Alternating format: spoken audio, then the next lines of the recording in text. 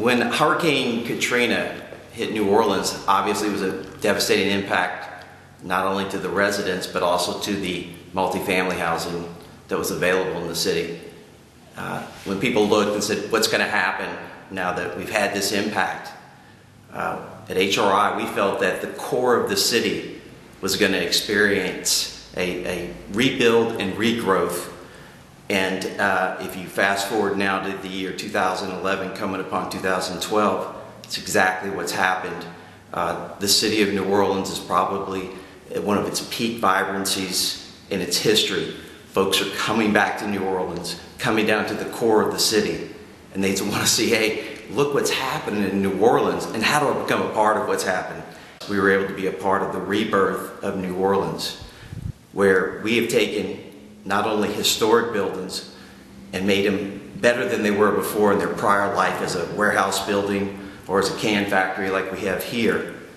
We've also been able to do some new infill product in the core of the city, which is feeding the growth of the economic growth of what's going to happen in the city.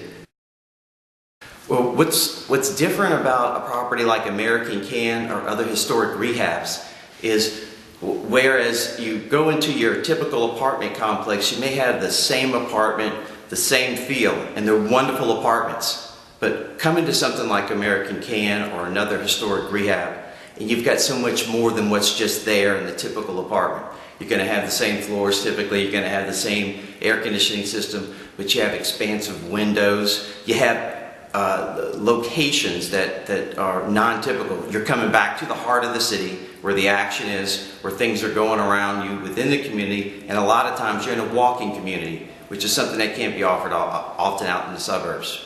A few blocks away, we also are going to be doing the Blue Plate building. It's going to be Lost for Artists, another significant historic building that was vacant post-Katrina, that now is going to be home to 76 wonderful loft units, mixed income, and let more folks come back down to the downtown New Orleans.